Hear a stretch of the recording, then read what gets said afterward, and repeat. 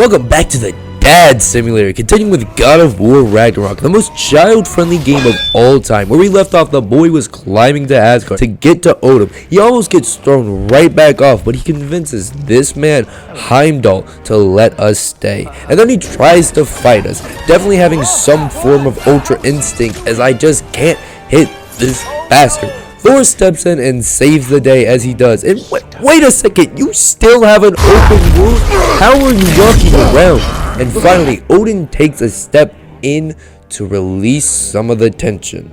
This is a bit weird. I mean, we did kill an Aesir before, but Odin wants our help to complete the mass and gives us a sentient sword and Thor to go to Muspelheim, the land of fire, where the next piece is. Actually, having Thor as an ally is quite interesting. He kind of just one-shots everything. Well, that's when he does something.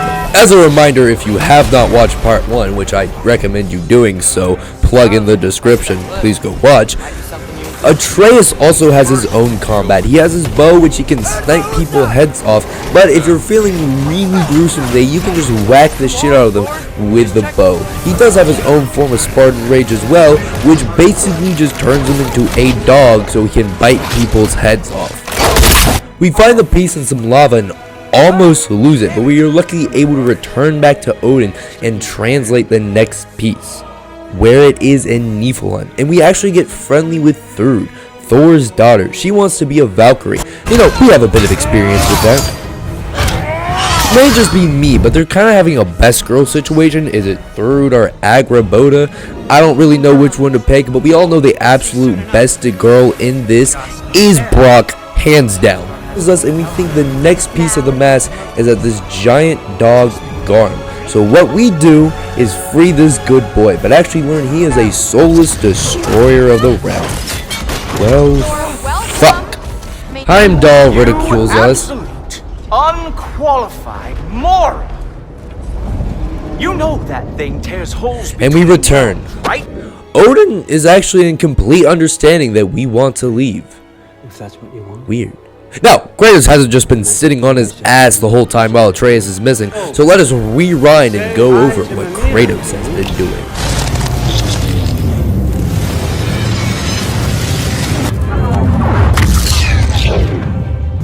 First thought is to go to the Fates, who play tricks and tricks and tricks on us, and when we finally find them, they say fate is bullshit, and we are just predictable. Heimdall will try to kill Atreus in Asgard, and this brings back the good old Greek Kratos. I enjoyed your story, Kratos. Pity it has to end so soon.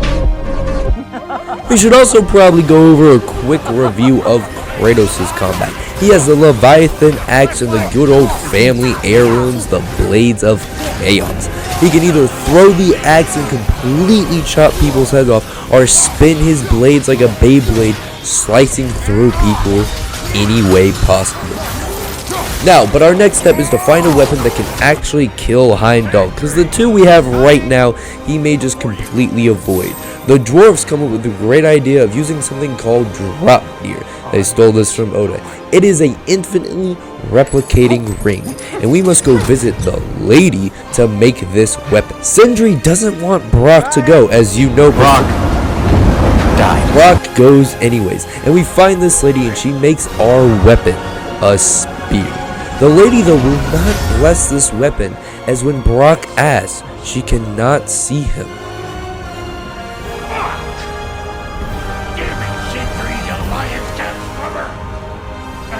And Kratos, as the grown wise men, asks for the blessing of a great blacksmith. Anyways, our new tool of murder is quite fun. We throw infinite spears into our enemies, then blow them up, steal the elements of our enemies, using their blood against them. Man, old Kratos really is coming back. But on our way home, Odin taunts us with the thought of Atreus, and that is not a good idea. I know that look.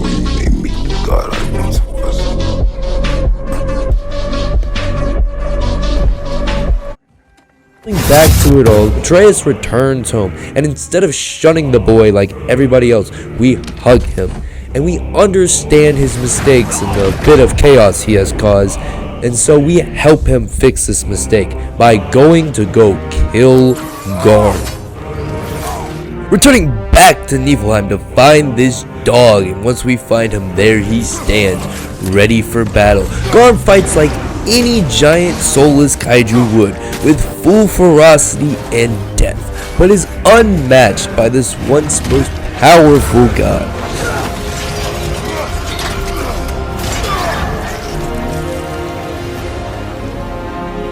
Atreus and Kratos must have a heart-to-heart because Kratos is going back to his old ways. Oh, wait a minute, he is not dead by round 2.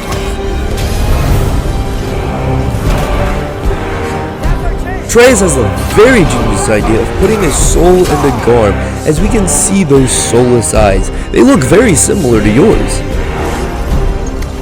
And the reason he can do this is that there is a soul in his knife.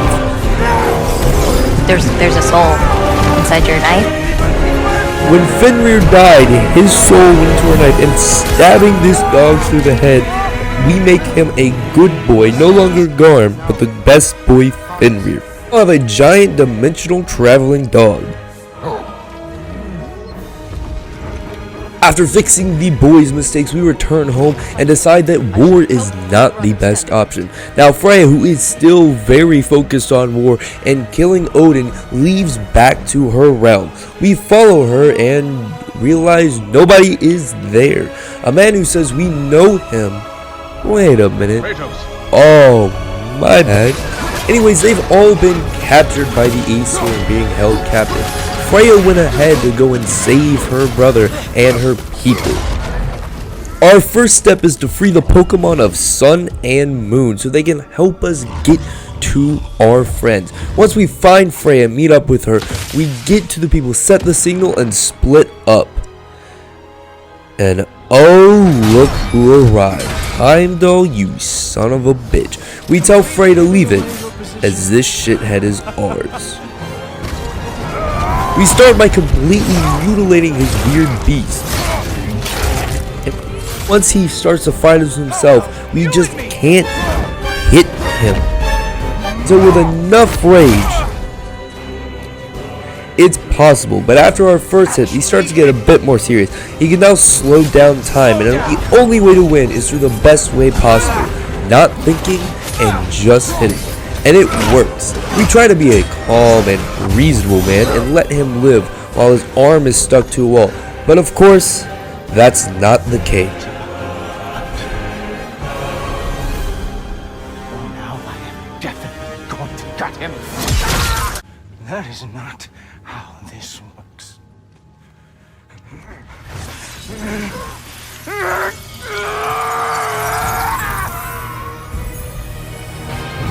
You do not get to decide.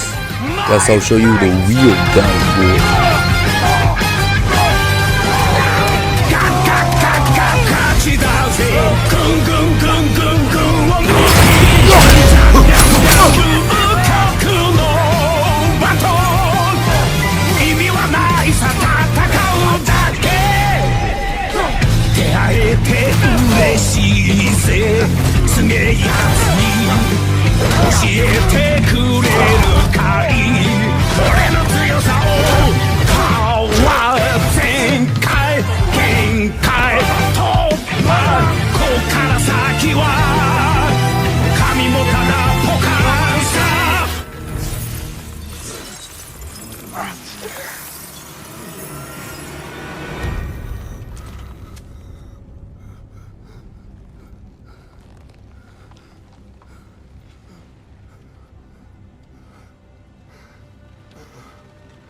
Now the most hated character in this game is well, getting the people free and running from the Aesir. We get on a Freyr's boat and get into the sky, but of course dragons are in the way, and a random NPC makes a noble sacrifice. Man, this would be sad if I knew who this guy was. Returning back home, we discuss our next plans, and we decide the best course of action would be to go back to Odin again? Genius! But before we leave, Sindri gives us a rock, just in case we need to get out of there in time. Once we get to Odin, looking off the fact we know exactly what happened to Heimdall, we figure out where the actual last piece of the mask and grab Thor, who is in a complete mess of self-pity. Third gets on Thor for drinking, but Thor, as he's doing, sits there sad. As we go look for the next mask piece, Atreus and Thor have a bit of heart-to-heart, but then we easily find it.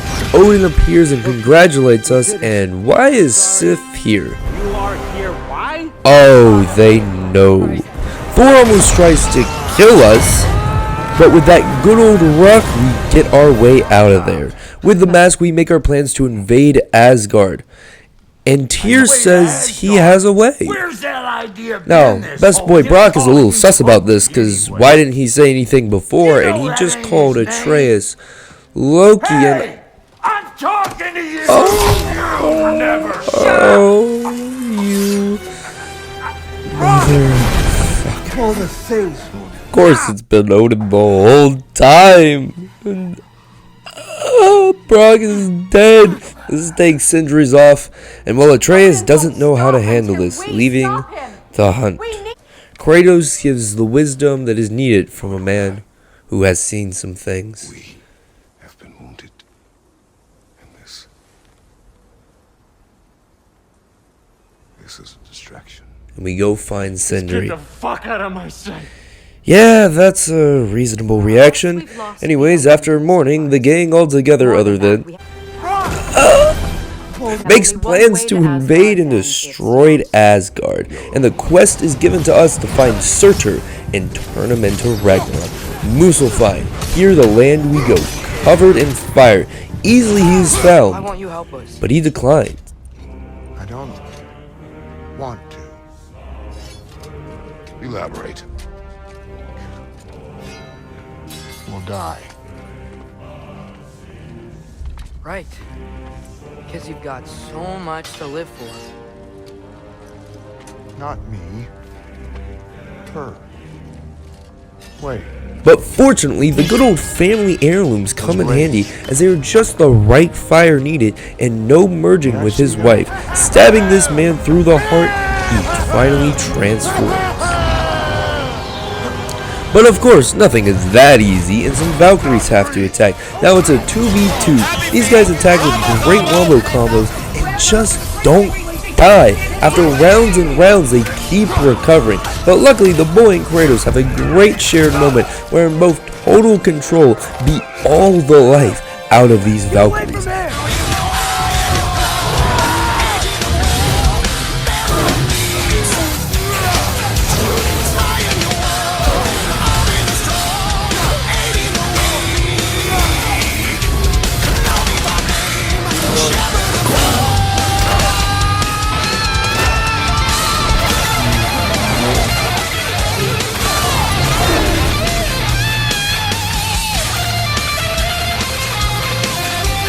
The only thing now is to return to Midgard and sleep before the coming battle.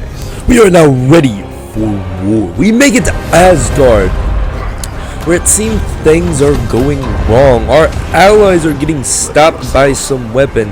Ragnarok is not there, and Odin is using the humans to deter us.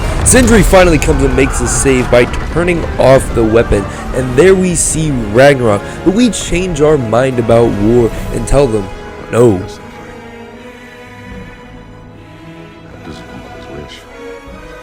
Sif does a switch off and switches up sides to betray Odin, and that also means Thor now join us. We get through the walls and witness the battle. Jormungandr gets rocked so hard he goes back in time, and now Thor sees Kratos with his daughter, and it's time for Thor versus Kratos Part 2. This time he goes now a fight to the death, full lightning, everything, really showing the power of the God of Thunder.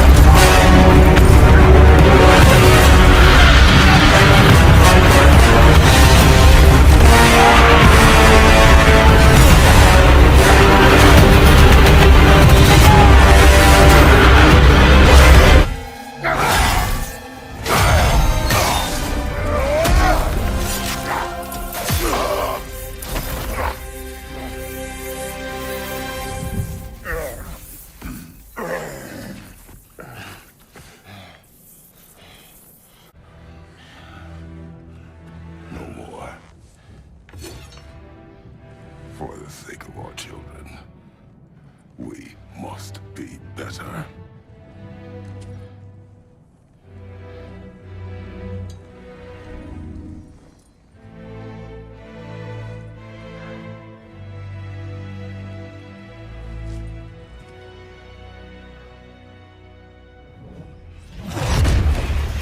Why isn't he dead? No. Is Thor actually gonna... Odin, you spit, you... Now it's time to kill this twat. He has the power of the Bifrost and his spear, and he really likes to give Kratos the good old impaling. But we have our own exploding spears, so who can beat him to the pulp, and we fall into his dungeon. And again, he wants to keep all the secrets to himself, but Atreus breaks the mask. Now it's time to really fight Odin.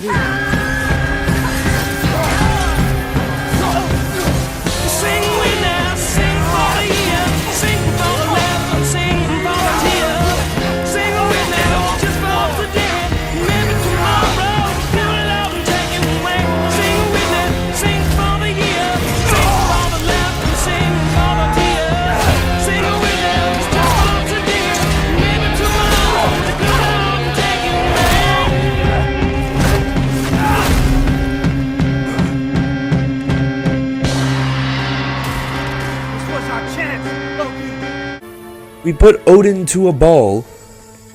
What a great idea. We've all changed and become better people. Until Sindri completely breaks it. Ragnarok appears and Freyr saves the day, trying to let everyone escape. And Asgard falls. And that is the end of God of War, Ragnarok.